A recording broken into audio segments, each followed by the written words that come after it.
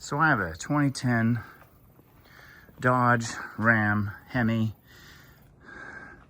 1500, and I've been watching videos on YouTube on how to change the starter. And what I've seen so far is a bit of a joke. It doesn't match my vehicle, so I'm gonna show you what I did. This is the third time I've done it.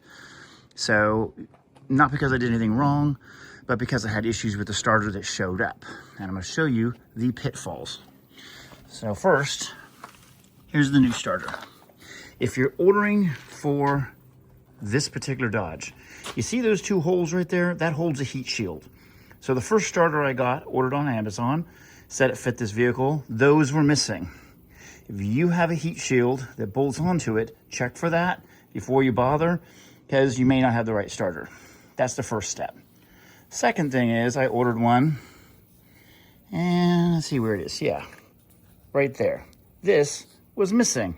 And you could see right into the motor and water would get in. So I had to send that one back. So I'm gonna do a real quick change on how to do this. I'm now pretty skilled. So number one, definitely disconnect your power, because that power goes right to this motor and you're gonna see some sparking. It's gonna short out if you don't.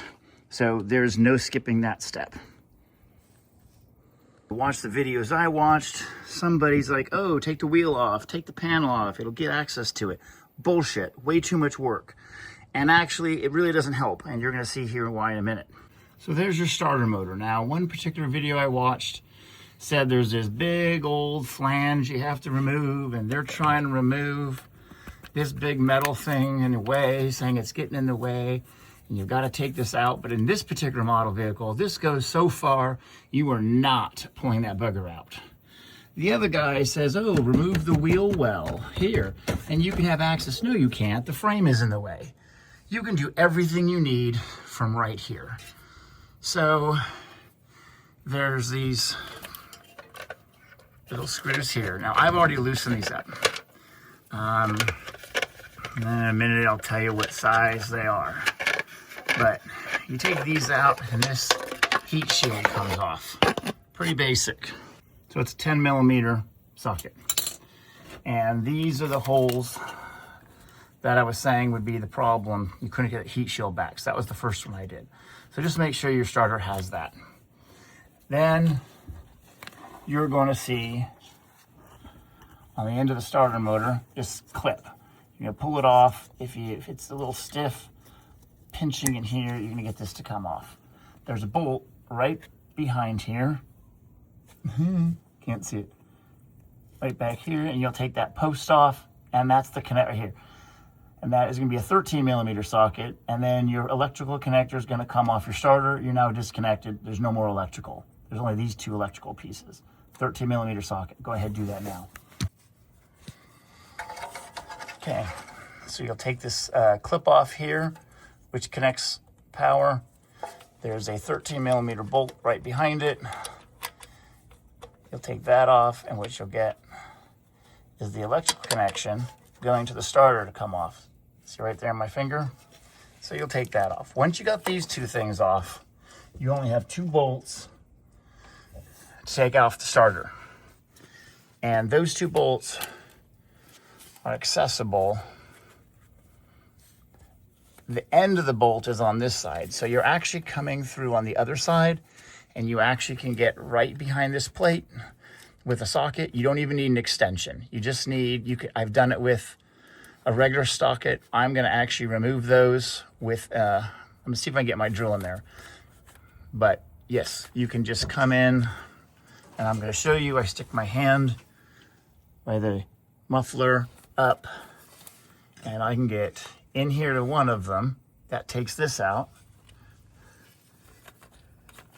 And the other one is right up here, free and easy to see. And you can get to both of these with standard tools.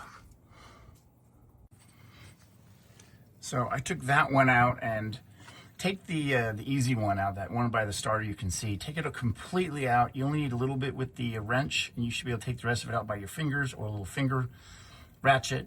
When you go to do the other one, make sure the first one's completely out, because the starter motor will tip and it could get a little tough. This one needs an extension, and once again, you could fit it in here, get it on that bolt a few turns, and you're going to get that thing loosened, and it's going to be fine to come out. You might have to hold the starter motor in place so that you can easily get it out, but I use mostly my fingers to get it out.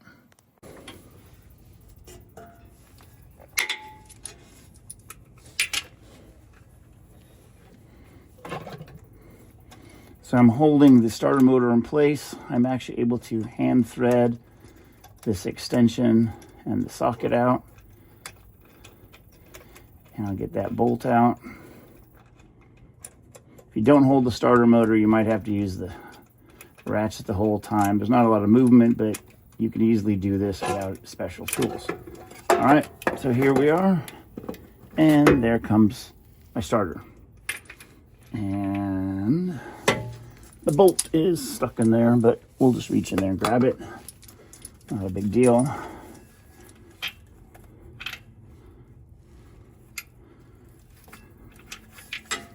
Ta-da. Okay. So I just noticed something. That hole that I was worried about, that piece got shoved in there. And this was a used one. But what's weird is I pulled this apart on my old metal one.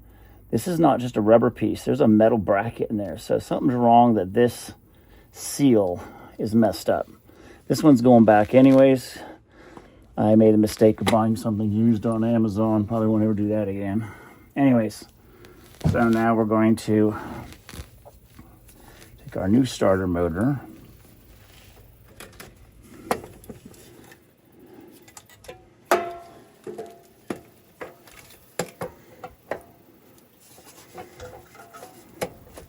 And set that in place.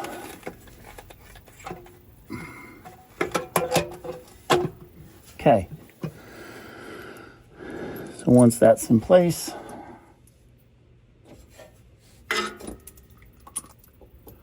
we'll get our bolt in here. I can actually,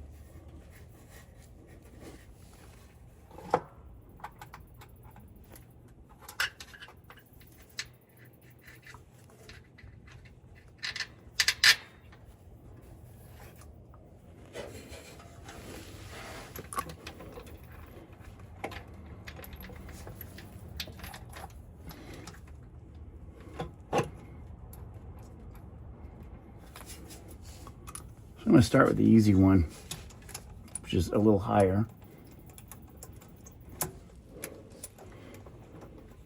But both of them are accessible from this back side. So I'm going to hand screw this one on, starter motor in place. I'll tighten it from the other side because I can't really quite get a wrench in here too well, but I guess you could.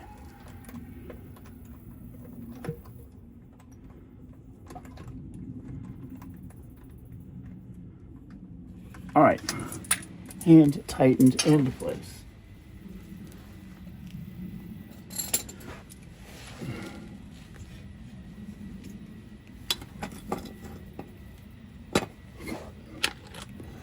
Then the problem is, where the hell did you put the bolt? Oh yeah, it's holding my phone in place so you guys can all see. All right, so this is where the first bolt is. An extension can easily get here. The second bolt is just right up here. Though, if I flip around where I can see the starter,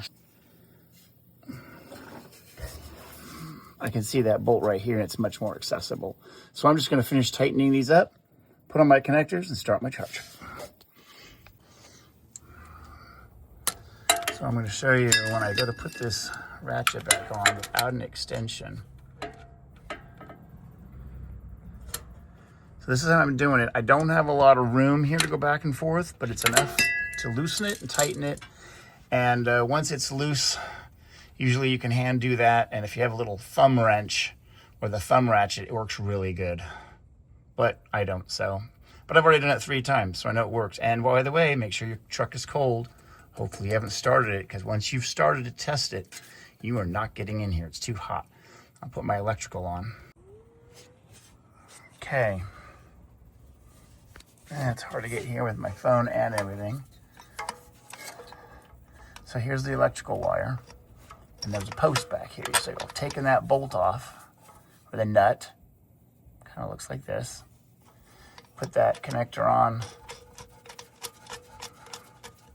Tighten that down, use a ratchet to secure it. And then you just slip this little connector onto here. Okay, I've got the heat shield back on. The electrical is connected. That plug is in place. Don't mess with it anyway, you shouldn't have to.